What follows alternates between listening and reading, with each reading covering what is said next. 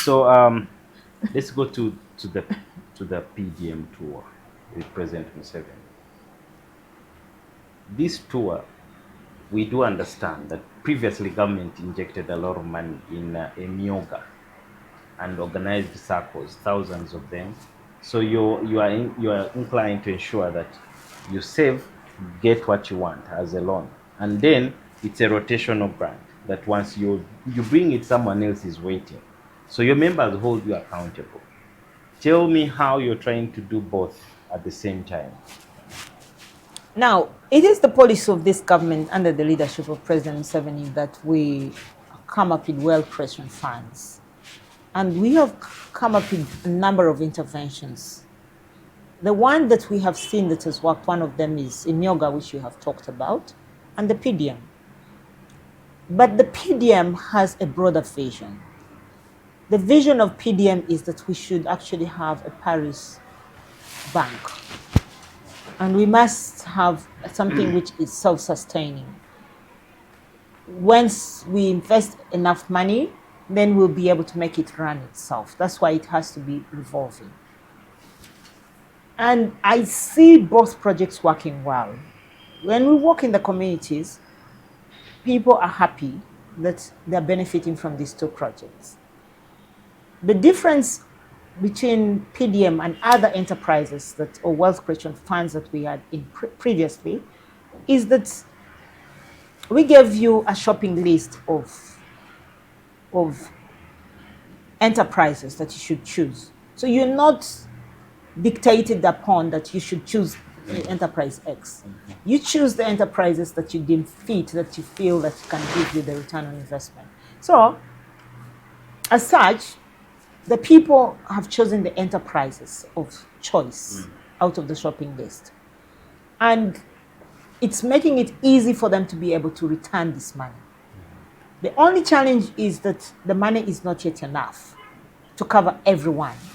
Ours is that every household should benefit from this money. And that's the vision of President Museveni. Because if every household is doing something meaningful, that means that the 33% of our population that were not in the money economy will then be in the money economy. I want to take you back to politics. When I was in politics,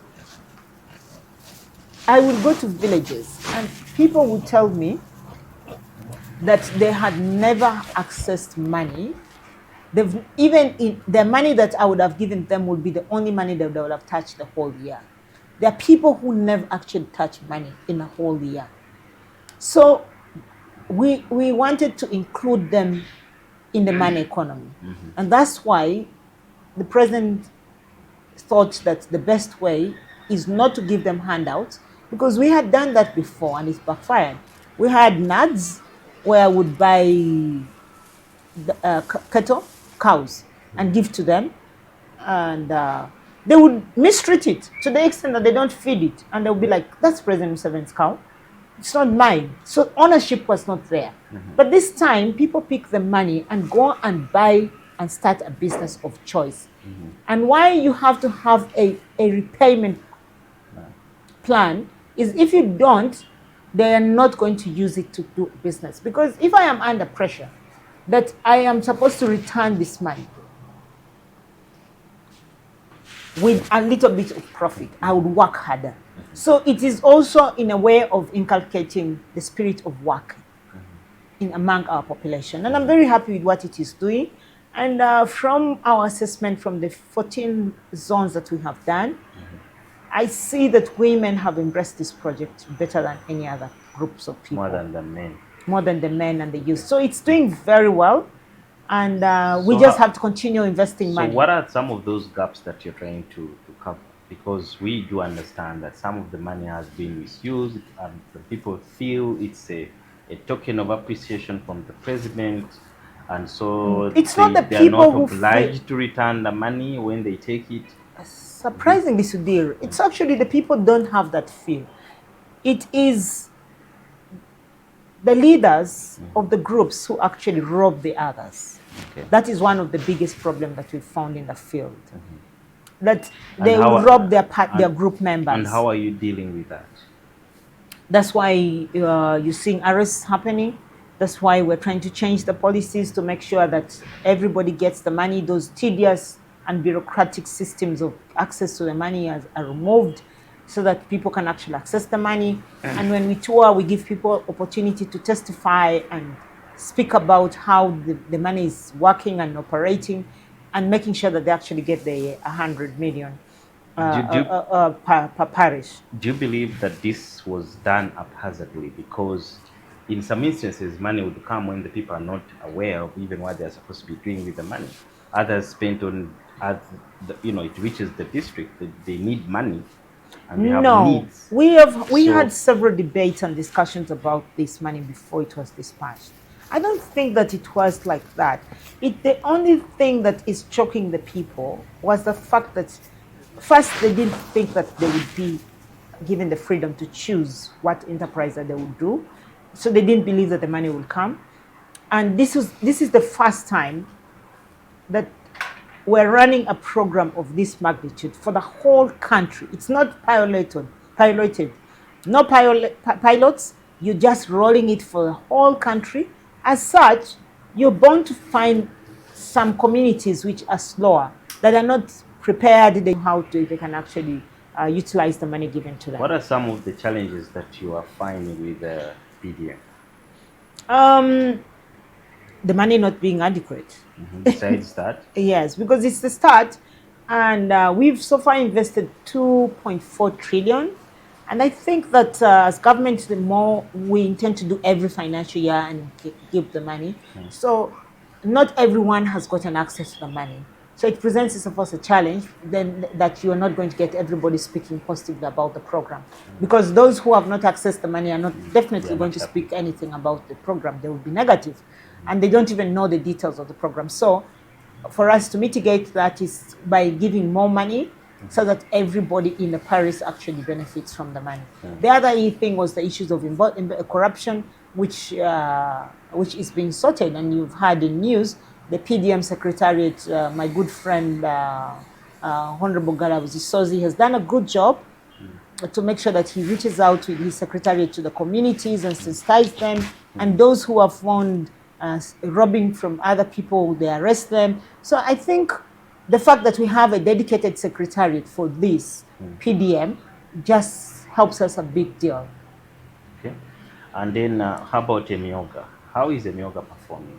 Emyoga, from the upcountry trips that we've made, it is done well, because whereas PDM is starting and the details of the beneficiaries have not gone to so much success story. It's too early to register a lot of success. They are still progressing. But with the Emyoga, because it's been there for more than 4 years, you see a lot of success. So when they're exhibiting, you'll see the exhibitors coming that I started this business, it has grown, it has multiplied to this, and the results are more tangible than the PDM, which is rather a new program. So I am very impressed with both projects because it is transforming the lives of our people, which is our ultimate goal as NRM. Do you believe that sometimes trying to kill two birds with one stone shouldn't be the best approach with government? If you know that you have started a program, why don't you first put all your effort and emphasis on it, see how it works, fix the loopholes, and then check off with another one? Because government seems to be meandering. No.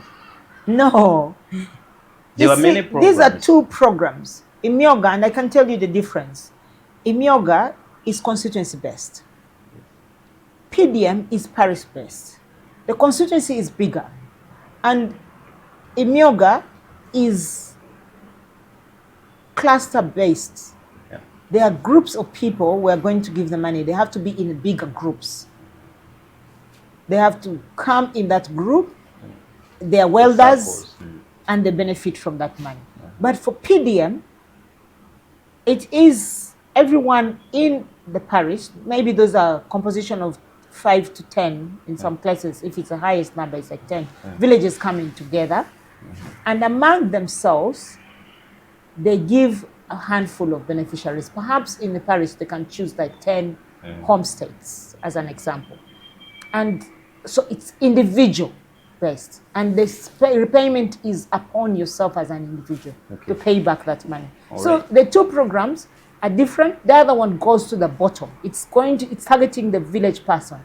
The other constituency is targeting the one who is in the urban center, who has come to the urban center, is in association of welders, is association on women's saloon, hairdressers, is in that association. So it's for the association. But this one is for people, and the ultimate goal is every individual, every household must be able to get the money and transform. Everyone who is outside the money economy should actually get to do something meaningful and contribute to the development of the economy. So then again, looking at the programs, the Enyoga and then the PDM. So do you believe the people who argue that these are political programs? In one or the other, government is campaigning ahead of other politicians. What do they expect us to do? Sit back and watch people languishing in poverty? No, that is not what a government does. Okay. Now, do we get political benefit out of that? Yes. We are voted on the basis of the manifesto that we gave to the people. We had a manifesto. The slogan was, securing your future. How else were we going to secure the people's future? If I am in poverty, my future can only be secured if I'm gotten out of poverty. If I am empowered to start doing business, now that's how my future is secured. Now you cannot divorce, and I cannot start saying, no, it's not political, it's not none. No, we actually had it in our manifesto. Okay. Now, for us to be elected in next elections, we have to demonstrate to the people that we have implemented the manifesto. Because if we don't do that, they're not going to vote for us. But maybe